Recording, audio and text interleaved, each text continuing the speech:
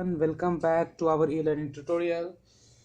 तो last lecture में हमने किसके बारे में स्टडी किया था? इलेक्ट्रिक फील्ड इंटेंसिटी के बारे में। तो मैंने आपको इलेक्ट्रिक फील्ड इंटेंसिटी का जो फॉर्मूला बताया था, ओके, ये क्या था? ये electric force upon Q not, ठीक है, electric force upon Q not, okay. इसके बाद ये जो electric force upon Q not है, इसको अगर मैं वेक्टर फॉर्म में लिखना चाहूँ, किस फॉर्म में? वेक्टर फॉर्म में।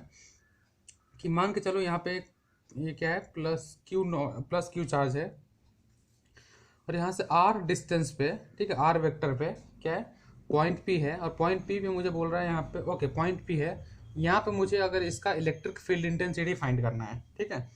तो ये पॉइंट, ये ओके, ये पॉइंट पी है, मेरा क्यू है, तो यहाँ पे जो आपका इलेक्ट्रिक फील्ड इंटेंसिटी होगा, ठीक है, ये किसकी वजह से होगा? ओके, ये क्या होगा? ये होगा आपका K Q upon R square, ठीक है। अगर मैं नॉर्मल फॉर्म में देखूँ, अगर मैं स्केलर में देखूँ, अगर मैं मैग्नीट्यूड की बात करूँ तो क्या होगा? के क्यू अपॉन आर स्क्वायर। लेकिन अगर मैं वही अगर ई वेक्टर फाइंड करना चाहूँ अगर, ठीक है, तो वेक्टर फॉर्म में क्या होता है? मैग्नीट्यूड इंटू क्या होता है? डायरेक्शन। डायरेक्शन मतलब क्या? यूनिट वेक्टर, ठीक है। तो K Q upon R square into R vector कौन सी डायरेक्शन में होगा? तो इसी डायरेक्शन में होगा इधर, ठीक है। ये देखो, ये प्लस क्यू चार्ज है, टेस्ट चार्ज भी हम लोग मोस्टली क्या पकड़ते हैं? पॉजिटिव। तो ये क्या करेगा? रिपल करेगा, और ओके, ये जो टेस्ट, ओके, यहाँ पे जो पी पॉइंट पे जो इलेक्ट्रिक फील्ड होगा, मैंने आपको एक और बात क्या बताया था कल, कि अगर मेरे पास ये एक पॉइंट है, ठीक है, तो इलेक्ट्रिक फील्ड जब हम फाइंड करेंगे, तो अगर पॉजिटिव है, प्लस चार्ज है अगर, तो अवे जाएगा, और नेगेटिव है अगर, ठीक है, अगर माइनस चार्ज है तो क्या होगा? उसके टूवर्ड्स जाएगा, ठीक है। तो ये क्या है? प्लस चार्ज, तो इस तरफ जाएगा, उससे जो चार्ज है, चार्ज से अवे जाएगा उसका इलेक्ट्रिक फील्ड। तो K Q upon R square into R vector, okay, ये आर वेक्टर से बेटर ये आर कैप है, ठीक है। आर कैप मतलब क्या? Unit vector towards R, okay. Unit vector towards R मैंने जैसे ही लिखा, तो ये मेरा फॉर्मूला क्या हो जाएगा नेक्स्ट? यूनिट वेक्टर क्या होता है? तो आपको पता है यूनिट वेक्टर होता है R vector upon mod of R, ठीक है। अगर आर वेक्टर का मैं यूनिट वेक्टर निकाल रहा हूँ, R vector upon mod of R, okay. R square तो हमेशा पॉजिटिव ही होगा, तो इसको मैं मॉड आर का भी स्क्वायर लिख सकता हूँ, ठीक है, मॉड आर का स्क्वायर में लिख सकता हूँ इसको, ओके। तो यहाँ पे हमने क्या किया? K Q upon R square into R vector upon mod of R. अभी ये देखो, ये क्या हो जाता है? ये आपका K Q into R vector upon mod of R cube, okay. तो बोलोगे सर यहाँ पे अगर आपका जो इलेक्ट्रिक फील्ड है, ये directly proportional to 1/r square होता है, inversely proportional to R square होता है, तो यहाँ पे आर क्यू कैसे आ गया? तो यहाँ पे आर स्क्वायर होता है, लेकिन ऊपर में भी तो एक आर है ना, तो एक आर से एक आर कैंसिल होगा। सो आप बोल सकते हो कि ये inversely proportional to R square होता है, ठीक है। ये आर स्क्वायर से क्या होता है? ये इनवर्सली प्रोपोर्शनल होता है। तो ये जो आपका फॉर्मूला है, ये क्या है? इलेक्ट्रिक फील्ड का आपका नया फॉर्मूला है, जो कि वेक्टर के फॉर्म में है, ठीक है। ये वेक्टर में अगर आपको कुछ फाइंड करना रहे, तो आप क्या कर सकते हो? ये वाला फॉर्मूला यूज कर सकते हो, K Q into R vector upon R cube, mod R cube, ठीक है। चलो ठीक है, अब इसके बाद हम लोग अभी डिस्कस करेंगे electric field due to system of charges, ठीक है। मान के चलो अगर आपके पास एक नहीं, एक से ज्यादा चार्जेस हुए, ठीक है, मान के चलो यहाँ पे एक ये एक इक्विलेटरल ट्रायंगल है ए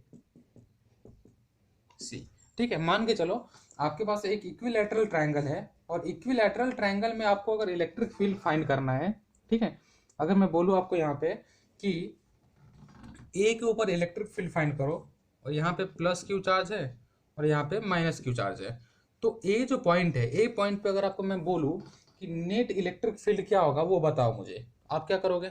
बहुत सिंपल है, ओके। ए बी के ऊपर कौन सा चार्ज है? प्लस क्यू चार्ज है, ठीक है। बी के ऊपर कौन सा चार्ज है? प्लस क्यू चार्ज है। तो आप क्या करोगे? प्लस क्यू चार्ज के वजह से ए पे चार्ज जो फील्ड आएगा कौन से डायरेक्शन में होगा? तो वो हो जाएगा आपका प्लस है, इसलिए अवे जाएगा, ये हो गया, ठीक है। ये ई बी आ गया, ठीक है, electric field intensity due to B. C के वजह से क्या होगा? सी निगेटिव चार्ज है, इसलिए इसके टूवर्ड्स जाएगा, ठीक है, तो ये ई सी आ गया, ठीक है। अभी देखो, ये एक्चुअली ये जो चार्ज होगा, ये क्या होता है? स्ट्रेट लाइन में जाएगा, ठीक है, ये क्या होता है? स्ट्रेट लाइन में जाता है। तो ये इक्विलैटरल ट्रायंगल है, मतलब ये 60 डिग्री, ये भी 60 डिग्री और ये भी 60 डिग्री, और ये यहाँ पे लीनियर है। ये देखो, मैं अगर जूम करके बताऊँ तो समथिंग ये ऐसा है, ये कितना है 60 डिग्री, ये टोटल कितना होता है 180, देयरफॉर ये कितना हो जाएगा 120 डिग्री हो जाएगा। ठीक है, ये क्या हो जाएगा 120 डिग्री। ओके, अभी दोस्तों electric field intensity at A due to B कितना होगा, या फिर ई बी कितना होगा, electric field intensity at B कितना होगा, फॉर्मूला पता है आपको क्या, K Q upon A square, R के जगह पे क्या डालोगे ए। ओके, तो K Q upon A square. अभी देखो similarly electric field intensity at C क्या, at A due to C क्या होगा, तो इसका भी फॉर्मूला तो सेम होने वाला है क्या, K Q upon A square. लेकिन आप बोलोगे सर यहाँ पे प्लस था तो आपने प्लस लिया, यहाँ पे माइनस है तो क्या माइनस नहीं लोगे। तो दोस्तों मैं बता दूं, जब तक हम इस क्वेश्चन को या कोई भी क्वेश्चन को वेक्टर फॉर्म में सॉल्व नहीं करते, तब तक हम लोग डायरेक्ट ये जो माइनस का साइन है ना, वो उसको हम निगलेक्ट कर देंगे। क्या करेंगे, हम सिंपल सीधा के क्यू अपन आर स्क्वायर लेने वाले हैं। आर की जगह पे क्या है ए। ओके, यहाँ पे देख सकते हो आप, आपका जो ई बी है और ई सी है दोनों इक्वल है। ठीक है, तो दोनों को मैं क्या बोल सकता हूँ, ई के इक्वल है। ठीक है, ओके, अभी देखो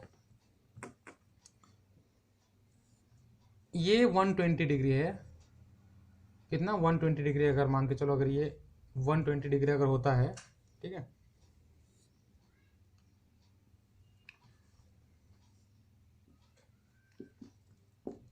ओके, ये किसकी वजह से ई सी, और ये क्या होगा ई बी। ठीक है, अभी इसका रिजल्टेंट अगर मुझे फाइंड करना है तो क्या होगा, ई नेट क्या हो जाएगा, ई नेट होता है दोस्तों दो वेक्टर से, ये देखो दो डायरेक्शन आपके पास, वेक्टर से बेटर दो आपके पास यहाँ पे डायरेक्शन है, दो के इसका जो मैग्नीट्यूड आपको फाइंड करना है, ये इधर कुछ तो भी होगा। ओके, इसका डायरेक्शन ये होगा, लेकिन इसका मैग्नीट्यूड क्या होगा, ये देखो ये वेक्टर इधर जा रहा है, ये वेक्टर इधर जा रहा है, इसका रिजल्टेंट क्या होगा। तो आप सबने पढ़ा होगा फॉर्मूला क्या, ई बी स्क्वायर प्लस ई सी स्क्वायर प्लस 2EB इंटू ई सी कॉस थीटा। ठीक है, 2EB इंटू ई सी कॉस थीटा, ये फॉर्मूला आप सबने यहाँ पे पढ़ा होगा कभी ना कभी। ठीक है, ओके 11th में पढ़ा होगा आपने। तो EB का वैल्यू क्या है, ई है। ठीक है, EB क्या है, EB और EC दोनों ई के इक्वल है ना, दोनों सेम है। क्या देखो K Q upon A square, K Q upon A square, तो E square plus 2E square into cos 120। Cos 120 का वैल्यू कितना होता है, सबको पता है, कॉस 120 का वैल्यू होता है -12। ठीक है, -1/2, ये 2 से 2 कैंसल, बचेगा कितना रूट के अंदर में। ओके, रूट के अंदर में यहाँ पे बचता है बस ई स्क्वायर। ठीक है, रूट के अंदर में क्या बच रहा है, यहाँ पे ई स्क्वायर बच रहा है। तो ये अगर बाहर निकलता है तो क्या हो जाएगा, ई हो जाएगा। ठीक है, तो दोस्तों ई जो नेट आ रहा है आपका, ठीक है, ई नेट कितना आ रहा है, ई नेट का वैल्यू ई आ रहा है, तो ई नेट इक्वल्स टू ई का वैल्यू क्या है, तो K Q upon A square है। ठीक है, तो अगर दो तीन चार्जेस अलग अलग जगह पे हो और उसकी वजह से अगर इलेक्ट्रिक फील्ड इंटेंसिटी या फाइंड करने का सोचा, तो क्या करोगे आप, एक एक की वजह से कितना कितना इलेक्ट्रिक फील्ड जनरेट हो रहा है वो फाइंड करोगे, और देन उनका क्या करो रिजल्टेंट ले लोगे। ठीक है, तो इस तरह से आप फाइंड कर सकते हो। ओके, होप आपको ये सब समझ में आ गया होगा। अभी मैं इसे थोड़ा सा एक सिंपल क्वेश्चन लेता हूँ, देन इसे थोड़ा सा एक हार्ड क्वेश्चन लूंगा, तो आपको और अच्छे से समझ में आ जाएगा। ठीक है, अभी तो हमने एक ट्रायंगल देखा, लेकिन व्हाट इफ अगर कोई दो चार्ज है आपके पास, वो एक लाइन में हो। ठीक है, जिसमें बता रहा हूँ आपको, ये अगर आपको समझ गया तो नेक्स्ट क्वेश्चन बहुत आसानी से समझ में आ जाएगा, और इवन आप खुद से भी सॉल्व कर सकते हो। ठीक है, तो ये नेक्स्ट जो क्वेश्चन है ये थोड़ा सा ज़्यादा हम लोग सिंपल लेंगे। ठीक है, अगर मान के चलो कि आपके पास दो चार्जेस दिए गए हैं। ठीक है, एक चार्ज ये है, दूसरा चार्ज ये है, ये 2 माइक्रोकूलोम है और ये -4 माइक्रोकूलोम है। कितना, एक 2 माइक्रोकूलोम और दूसरा -4 माइक्रोकूलोम। ओके, आपको बोला है कि इनके बीच में, ओके, ये तो यहाँ पे दिया है आपके पास, इसका electric field intensity E net at, मान के चलो कोई पॉइंट पी है। ठीक है, ये मान के चलो कोई पॉइंट पी है, इस पॉइंट पी पे इसके वजह से और इसके वजह से नेट इलेक्ट्रिक फील्ड इंटेंसिटी क्या होगा, क्या ई नेट एट पी क्या होगा, ठीक है, ई नेट एट पी क्या होगा। और आपको दिया क्या है, तो इसके बीच का जो ये जो टोटल डिस्टेंस है ना, ये 2 सेंटीमीटर दिया है, ठीक है। दो चार्जेस के बीच का जो सेपरेशन है ना, वो कितना दिया है हमारे पास, ये 2 सेंटीमीटर हमारे पास दिया हुआ है। ओके चलो, और आपको पता है वो जो k होता है, k का वैल्यू कितना है, 9 × 10⁹, ठीक है, तो वो वहां पे यूज कर लेना आप, ठीक है। अभी ई नेट अगर आपको फाइंड करना है, चलो, ये 2 माइक्रो कूलम की वजह से पी पे इलेक्ट्रिक फील्ड कौन से डायरेक्शन में होगा, पॉजिटिव है तो इससे दूर जाएगा, तो इस डायरेक्शन में होगा। ये निगेटिव है, तो निगेटिव है तो इसके पास, तो इसके तरफ जाएगा, तो इसी डायरेक्शन में रहेगा। मतलब नेट इलेक्ट्रिक फील्ड तो इस डायरेक्शन में है। ओके, मतलब पी से थोड़ा सा अवे जा रहा है, ठीक है। ओके, तो अगर मैं बोलूँ ई नेट कितना होगा, तो 2 माइक्रो कूलम की वजह से E1 अगर होता है, और -4 माइक्रो कूलम की वजह से E2 अगर होता है, ठीक है, तो दोनों का एडिशन, ये जो एडिशन जो हम लोग करते हैं दोस्तों, इसी एडिशन को हम लोग बोलते हैं गॉस थियरम। क्या बोलते हैं, या ओके, गॉस थ्योरम नहीं बोलते इसको, हम लोग बोलते हैं principle of superposition. Actually Gauss theorem में फ्लक्स वगैरह जनरेट होता है, वो आगे हम लोग दूसरा सीखेंगे। इसको हम बोलते हैं principle of superposition. Principle of superposition में क्या होता है कि एक, अगर आप इलेक्ट्रिक फील्ड इंटेंसिटी एक पॉइंट पे फाइंड कर रहे हो, ठीक है, एक पॉइंट पे अगर आप इलेक्ट्रिक फील्ड इंटेंसिटी फाइंड कर रहे हो, और उस पॉइंट पे बहुत सारे जगह से इलेक्ट्रिक फील्ड अगर लग रहा है, बहुत सारे जगह से, इसके वजह से भी लग रहा है, इसके वजह से भी लग रहा है, मान के चलो कोई और भी अगर चार्ज होता उसके वजह से लगता, तो रिजल्टेंट इलेक्ट्रिक फील्ड जो आता है वो summation of all the electric field होता है। क्या होता है, summation of all the electric field intensity. Okay चलो भाई, बहुत बढ़िया। अभी देखो E1 के वजह, ये जो 2 माइक्रो कूलम है, इसके वजह से कितना इलेक्ट्रिक फील्ड आया, E1। E1 का वैल्यू क्या होता है, तो अभी से आता है, बोल सकते हो सर सिंपल है, KQ/R², ठीक है, KQ/R²। चलो ठीक है, ओके, प्लस ये आपका -4 कूलम है, इसकी वजह से कितना आएगा, तो इसके लिए बोल दो KQ/R², ठीक है। चलो ठीक है, बहुत बढ़िया, ये भी मिल गया आपके पास। यहाँ पे KQ1 Q2 में अलग अलग डाल देता हूँ, ठीक है। तो KQ1 Q2 अब मैंने अगर अलग अलग डाल दिया, ओके, तो यहाँ पे क्या होगा, K/R²,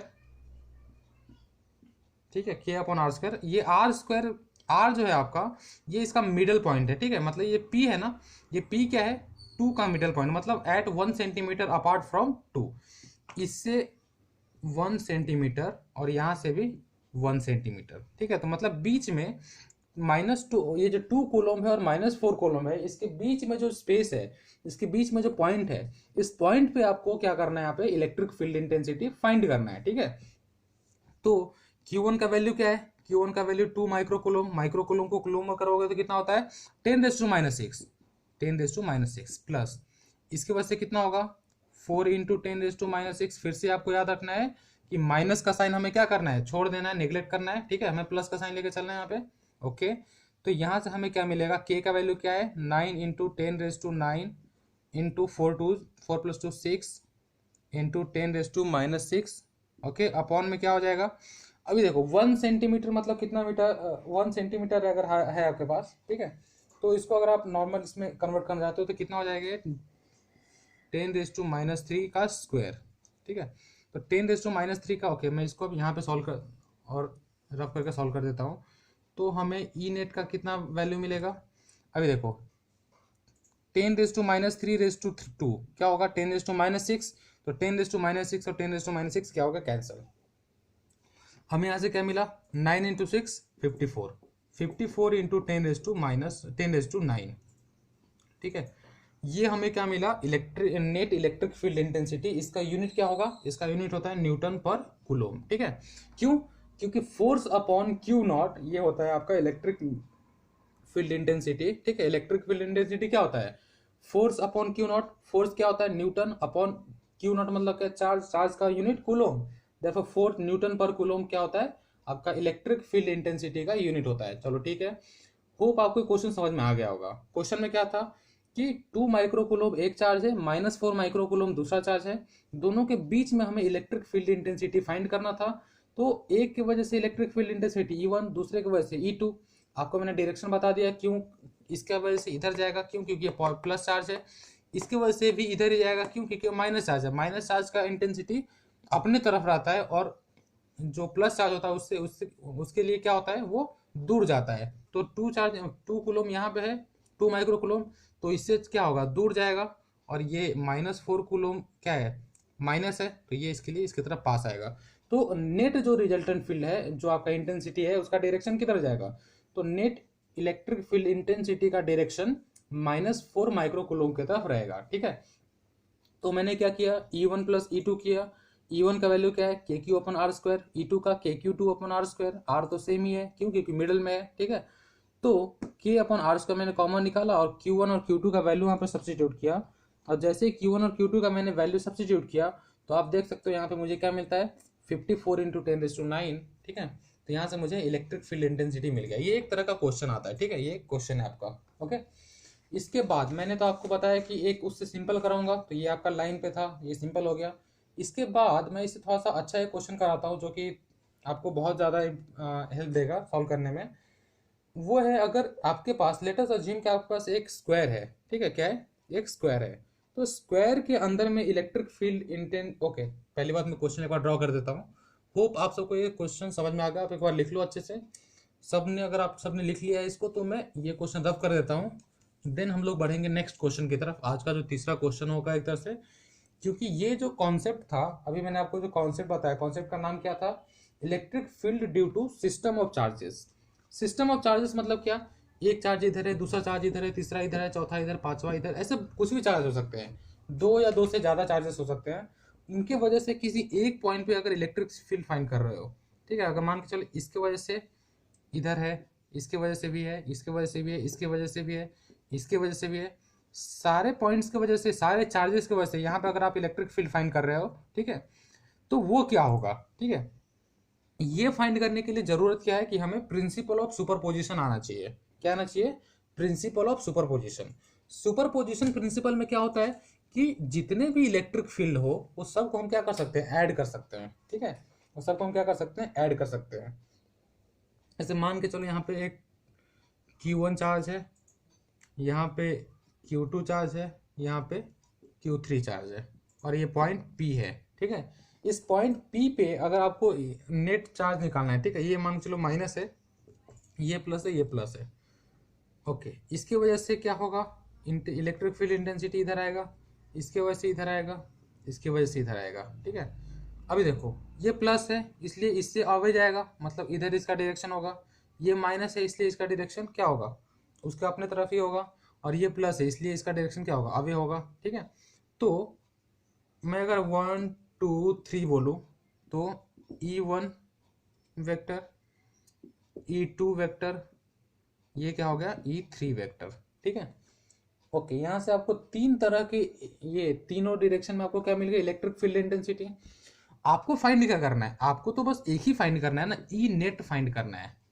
ठीक है, ई नेट एट पी कितना होगा, पी पे जो आपका नेट इलेक्ट्रिक फील्ड इंटेंसिटी है वो कितना होगा। तो आप क्या करोगे, सिंपल सी बात है, E1 plus E2 plus E3। ठीक है, आप तीनों इलेक्ट्रिक फील्ड इंटेंसिटी को क्या करोगे, आप ऐड कर दोगे। और जैसे ही आपने ऐड किया, तो आपको क्या मिल जाएगा, आप इसी, ओके, ये जो ऐड करते हैं ना, इसी को क्या बोलते हैं हम, सुपरपोजिशन प्रिंसिपल। ओके, और जैसे ही आपने ऐड किया, तो आपको क्या मिलेगा, net electric field at P due to all this 3 points. ठीक है, ऑल दिस 3 पॉइंट चार्जेस, इन सारे चार्जेस की वजह से आपको क्या मिलेंगे, इलेक्ट्रिक फील्ड। ओके, तो मैंने जो बोला था आपको, अगला क्वेश्चन में ड्रॉ करता हूँ। ठीक है, तो अगला क्वेश्चन क्या है आपका, वो देख लो एक बार आप, कि लेट अस अज्यूम आपके पास एक 4 पॉइंट चार्जेस है। ओके, ये एक आपका स्क्वायर है। ठीक है, इसको मैं A, इसको B, इसको C और इसको D। ठीक है, 4 मैंने कॉर्नर को ना 4 नाम दे दिया। ठीक है, लेट अस अज्यूम इसके पास प्लस Q चार्ज है, इसके पास भी प्लस Q चार्ज है, और C पे कोई चार्ज नहीं है। ठीक है, और D पे भी प्लस Q चार्ज है। ओके, अभी देखो A की वजह से जो चार्ज, जो, ओके, C के ऊपर जो A की वजह से चार्ज जाएगा, किधर जाएगा, सीधा दूर जाएगा, क्यों, प्लस चार्ज है। B की वजह से भी अवे जाएगा, क्यों, प्लस चार्ज है। और डी की वजह से भी अब जाएगा। तो इसको मैं क्या बोलता हूँ, ई डी, इसको क्या बोलता हूँ ई ए, इसको क्या बोलता हूँ ई बी। ठीक है, ओके। इस सब का डिस्टेंस ए हो जाएगा, मैंने स्क्वायर बोला इसलिए मान लिया इसका डिस्टेंस ए। ये जो आपका डायगोनल है, स्क्वायर में डायगोनल का लेंथ कितना होता है, डायगोनल का लेंथ होता है स्क्वायर में √2a। क्या होता है, √2a। ठीक है, चलो बहुत बढ़िया। अभी इसके बाद अभी देखो दोस्तों, ये सी पे अगर मैं बी की वजह से इलेक्ट्रिक फील्ड निकालू, ई बी, ई बी का वैल्यू कितना आएगा दोस्तों, अगर मैं ई बी का वैल्यू फाइंड करूं तो ये क्या आएगा, के इंटू के का वैल्यू तो आपको पता है 9 × 10⁹। ठीक है, के, ओके, के इंटू के क्यू, क्यू क्या है, प्लस क्यू है, तो के क्यू अपॉन आर का वैल्यू कितना है, आर का वैल्यू बी के केस में ए है, K Q upon A square. ठीक है, अब मैं एक सिमिलरली मैं डी के वजह से जो इलेक्ट्रिक फील्ड है वो फाइंड कर लेता हूँ, डी की वजह से। ओके, डी की वजह से इलेक्ट्रिक फील्ड सी पे कितना होगा, इस डायरेक्शन में कितना, के Q upon A square, K Q upon A square, comma. अभी देखो यहाँ पे अभी ज़्यादा अच्छा रहेगा, अगर मैं ए की वजह से इलेक्ट्रिक फील्ड फाइंड करता हूँ, ये क्या होगा, ए का जो डिस्टेंस है, ए का डिस्टेंस सी से वो कितना है, √2a है, और प्लस क्यू चार्ज है, तो के into Q upon 2, okay, √2a का स्क्वायर। ठीक है, √2a का स्क्वायर, तो यहाँ से हमें ये क्या मिलता है, तो K Q upon 2a square. ठीक है, K Q upon 2a square. ठीक है, ये क्यू है और नीचे ए है, K Q upon 2a square. तो दोस्तों मैंने आपको क्या बताया कि आपको रिजल्टेंट इलेक्ट्रिक फील्ड फाइंड करना है। आपने यहाँ पे क्या किया, ई बी फाइंड किया, ई डी फाइंड किया, ई ए फाइंड किया, लेकिन आपको फाइंड क्या करना है, आपको फाइंड करना है net electric field intensity at C. क्या, net electric field intensity at C. तो आप क्या करोगे, सिंपल सी बात है, प्रिंसिपल ऑफ सुपरपोजिशन यूज करोगे। तो प्रिंसिपल ऑफ सुपरपोजिशन यूज करके आप बहुत इजीली फाइंड कर सकते हो। क्या करोगे, सिंपल सी बात, नेट ई नेट क्या हो जाएगा, तो E A plus E B plus E D.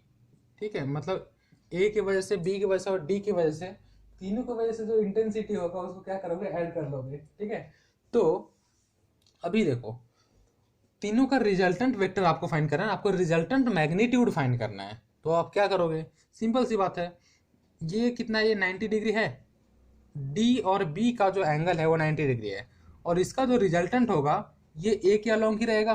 ठीक है, ये देखो, ये डी है और ये बी है, तो इन दोनों का रिजल्टेंट अगर वेक्टर निकालते हो तो ये इधर ही रहेगा ना। ठीक है, ये क्या हो जाता है, रिजल्टेंट वेक्टर। ठीक है, तो इसके बीच का जो एंगल है वो कितना है, 90 डिग्री। ओके, इसके बीच का एंगल कितना है, 90 डिग्री।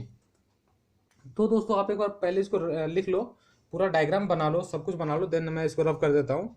ठीक है, ओके, जल्दी से जल्दी आप पूरा डायग्राम बना लो, लिख लो, फटाक से लिखो। ओके, देन मैं क्या, ओके, नहीं तो आप क्या कर सकते हो, आप इसको भी यहाँ पे पॉज कर लो वीडियो को, और पॉज करने के बाद क्या करो, लिख लो पूरा। ठीक है, सो दैट आपको आगे, ओके, मैं अगर रफ कर देता हूँ तो आपके पास पूरा डेटा रहेगा। ठीक है, ओके,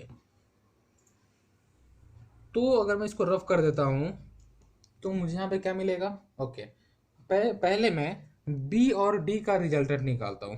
ठीक है, ई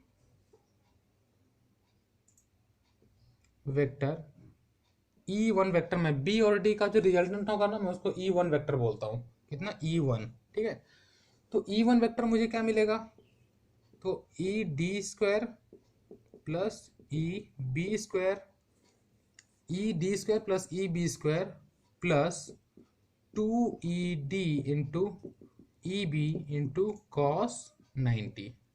ठीक है, अभी कॉस 90 क्या होता है, 0, तो ये टर्म पूरा क्या हो जाएगा, 0 हो जाएगा। अभी ईडी का वैल्यू क्या था, ईडी का वैल्यू था आपका सेम, जो ईडी का वैल्यू था क्या था, K Q upon R square, plus EB का वैल्यू क्या था, K Q upon R square, R की जगह पे क्या था, ए था, ए स्क्वायर। अभी देखो ईडी का स्क्वायर, तो इसका स्क्वायर कर दिया मैंने, के क्यू अपॉन ए स्क्वायर, इसका भी स्क्वायर कर दिया मैंने, ठीक है। तो हमें क्या मिलता है, यहाँ से हमें मिलता है के √2 टाइम्स के क्यू अपॉन ए स्क्वायर, ठीक है। √2 टाइम्स क्या मिला मुझे इसको सॉल्व करने पे, √2 टाइम्स के Q upon A square, okay. अभी देखो दोस्तों, मैंने क्या बोला कि रिजल्टेंट इस डायरेक्शन में आया और ए भी तो इधर ही था ना, ये भी इधर था। अभी मुझे अगर, अभी मेरे पास पहले कितने थे, 1 2 3, 3 मुझे वेक्टर्स थे मेरे पास। अभी मेरे पास कितने बचे, एक वेक्टर ई है, दूसरा आर बचा, या फिर E1 को मैं आर लिख देता हूँ, ठीक है, आर वेक्टर। एक ये बचा, दूसरा आर वेक्टर बचा। तो अभी अगर ये दोनों एक ही डायरेक्शन में है तो मैं क्या करूंगा, इसको ऐड कर दूंगा, सिंपल सी बात, ठीक है, ओके। क्या करूंगा, मैं इसको ऐड कर दूंगा। तो जैसे ही मैं इसको ऐड करता हूं तो मुझे क्या मिलता है, ई नेट मुझे मिल जाएगा। क्या होगा, E A vector plus R vector, ठीक है। ई ए कितना है, K Q upon 2a square, plus R कितना मिला अभी, तो √2 के क्यू अपॉन ए स्क्वायर, ठीक है, √2 के क्यू अपॉन ए स्क्वायर। तो यहाँ से दोस्तों के क्यू अपॉन ए स्क्वायर तो दोनों में कॉमन है, तो हम क्या करेंगे, के क्यू अपॉन ए स्क्वायर, यहाँ से क्या मिलेगा, ये देखो, ये √1/2 प्लस √2, ठीक है, 1/2 प्लस √2, ओके। तो यहाँ से आप देख सकते हो कि आपको यहाँ पे बहुत इजीली आपको क्या मिला, यहाँ पे आंसर मिल गया। ये क्या है, ई नेट का वैल्यू है आपका, ओके। तो दोस्तों आज हमने क्या देखा, अभी अभी हमने जो इलेक्ट्रिक फील्ड इंटेंसिटी जो होता है उसका वेक्टर फॉर्म देखा, ओके। उसके बाद उसके बेसिस पे हमने 3-4 क्वेश्चन भी कर लिए, ठीक है, ओके।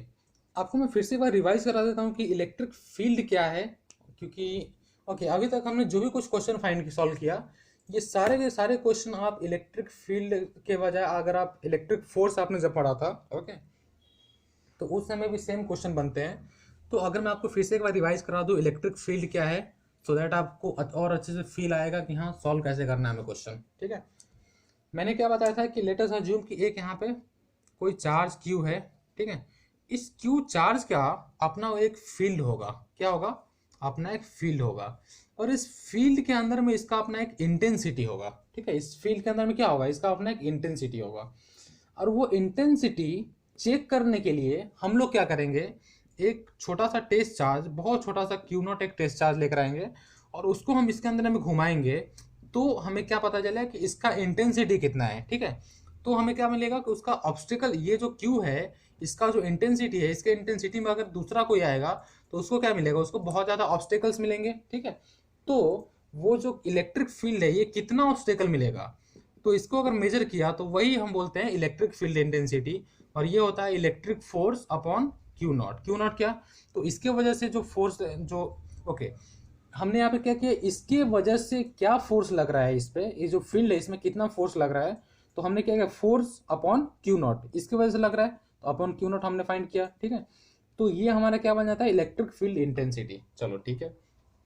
उसके बाद जो मैंने आपको बताया कि इलेक्ट्रिक फील्ड इंटेंसिटी अगर है वहाँ पे, तो इलेक्ट्रिक फील्ड इंटेंसिटी होने का दूसरा मेन रीजन एक्चुअली क्या है, जो मैंने आपको बताया कि हाँ इलेक्ट्रिक फील्ड इंटेंसिटी तो होता है, लेकिन क्यों होता है, क्योंकि अगर कोई भी चार्ज है तो उससे एसोसिएटेड वहाँ पे फील्ड लाइंस होते हैं, ठीक है, वहाँ पे इलेक्ट्रिक लाइन और इलेक्ट्रिक फील्ड लाइंस होते हैं, ठीक है। अगर ये पॉजिटिव चार्ज है तो इलेक्ट्रिक फील्ड लाइंस अवे जाता है, ठीक है। अगर वो निगेटिव चार्ज है तो ये पॉजिटिव चार्ज, अगर वो निगेटिव चार्ज है तो इलेक्ट्रिक फील्ड लाइंस क्या होते हैं, वो इनवर्ड होता है, ओके। ये इलेक्ट्रिक फील्ड लाइंस क्या होता है, इनवर्ड होते हैं। और दोस्तों इलेक्ट्रिक फील्ड लाइंस जो होते हैं वो हमेशा perpendicular to the originating surface as well as terminating surface होते हैं, ओके। मान के चलो ऐसा है कुछ, तो ये ऐसा होगा, ऐसा होगा, ऐसा होगा, ठीक है। ये कभी भी ऐसे नहीं जाएगा, इलेक्ट्रिक फील्ड अलाइंस ये जो है ना इस तरह से नहीं निकलेगा, ये तो अगर ये माइनस है तो क्या होगा, अंदर में अंदर की तरफ जाएगा। तो ये जो सरफेस है ना दोस्तों, ये सरफेस हमेशा क्या होता है, 90 डिग्री का एंगल ही बनाते हैं, ठीक है। ये हमेशा क्या होता है, electric field lines are always perpendicular to the originating surface as well as terminating surface, ठीक है। तो इलेक्ट्रिक फील्ड लाइंस हमेशा क्या होते हैं, परपेंडिकुलर होते हैं। तो दोस्तों इलेक्ट्रिक फील्ड लाइंस का मैंने आपको बताया कि परपेंडिकुलर होते हैं। दूसरी बात क्या कि ये जो इलेक्ट्रिक फील्ड लाइंस होते हैं कभी भी एक दूसरे को इंटरसेक्ट नहीं करते। क्या नहीं करते हैं? ये एक दूसरे को कभी भी इंटरसेक्ट नहीं करते हैं। चलो ठीक है। इसके बाद ये सब क्या थे? इलेक्ट्रिक फील्ड लाइंस के फीचर्स होते हैं। ठीक है, ओके। और फिर मैंने आपको क्या बताया? इलेक्ट्रिक फील्ड इंटेंसिटी, जो कि आपने समझ लिया है। इलेक्ट्रिक फील्ड इंटेंसिटी का फॉर्मूला क्या होता है? सिंपल सा फॉर्मूला है इलेक्ट्रिक फील्ड इंटेंसिटी का, क्या? K Q upon R square. ठीक है, K Q upon R square कैसे आया? क्योंकि ये इलेक्ट्रिक फोर्स अपॉन क्या था? अपॉन क्यू नॉट था। ओके, एक टेस्ट चार्ज की वजह से हम लोग इलेक्ट्रिक फील्ड इंटेंसिटी फाइंड करते हैं। तो K Q into Q not upon R square into upon में क्या था? R Q not. ठीक है, तो क्यू नॉट से क्यू नॉट कैंसिल, बचता क्या है? K Q upon R square. तो यहाँ से हमें इलेक्ट्रिक फील्ड इंटेंसिटी मिल जाता है। ठीक है, इलेक्ट्रिक फील्ड इंटेंसिटी कितना मिलता है? K Q upon R square. तो दोस्तों उसके बाद मैंने आपको बताया सुपरपोजिशन प्रिंसिपल। सुपरपोजिशन प्रिंसिपल में क्या होता है कि अलग अलग चार्जेस की वजह से जो भी इलेक्ट्रिक फोर्स हो या इलेक्ट्रिक फील्ड हो, ठीक है, अगर अलग अलग यहाँ पे मान के चलो बहुत सारे चार्जेस है, इसके वजह से मैं एक जगह पर अगर इलेक्ट्रिक फोर्स फाइंड कर रहा हूँ, ठीक है, फोर्स की बात कर रहा हूँ मैं अभी, हाँ, तो क्या होगा? ये अगर Q1 है, ये Q2 है, ये Q3 है, ये Q4 है, ठीक है, तो क्या हो जाएगा? F1 plus F2 plus F3 plus F4। ठीक है, तो इस तरह से चार चार्जेस है, चार चार्जेस की वजह से इसके ऊपर जो फोर्स आएगा वो क्या होगा? सारे चार्जेस के वजह से जो फोर्स आ रहा है उसका समेशन हो जाएगा। ओके, और सिमिलरली इसको हम लोग क्या बोलते हैं? Principle of superposition. सिमिलरली अगर इलेक्ट्रिक फील्ड की बात कर रहे हो, इलेक्ट्रिक फील्ड इंटेंसिटी की, वो भी ऐसे ही होगा। वो क्या होगा? अगर इलेक्ट्रिक फील्ड इंटेंसिटी फाइंड करना है तुम्हें, तो क्या होगा? ये E1 plus E2 plus E3 plus E4। ठीक है, इस तरह से आपके पास क्या होगा? इलेक्ट्रिक फील्ड आ जाएगा। ओके, तो ये कुछ मेथड्स है जिसके थ्रू हम लोग सॉल्व कर सकते हैं। ठीक है दोस्तों, अब अगले लेक्चर में हम लोग मिलेंगे जिसमें मैं आपको इलेक्ट्रिक पोटेंशियल के बारे में बताऊंगा। दोस्तों मैं एक लेक्चर में एक एक छोटे छोटे टॉपिक ही दे रहा हूँ, बिकॉज ये थोड़ा सा कॉम्प्लिकेटेड चैप्टर है, थोड़ा सा इलेक्ट्रोस्टैट एक्चुअली कॉम्प्लिकेटेड नहीं है, लेकिन हमारा एक पॉइंट ऑफ व्यू हो गया उसके तरफ देखने का कि इलेक्ट्रोस्टैटिक एक हार्ड चैप्टर है, इसलिए मैं थोड़ा सा स्लोली ले रहा हूँ और 2 बार 3 बार मैं आपको रिवाइज करा के दे रहा हूँ कि हाँ ये इलेक्ट्रिक फील्ड क्या होता है, इलेक्ट्रिक फोर्स क्या होता है, तो इस तरह से आपको इजीली समझ में आ जाएगा। ठीक है दोस्तों, तो फिर हम लोग मिलेंगे कल के लेक्चर में, तब तक के लिए शुक्रिया।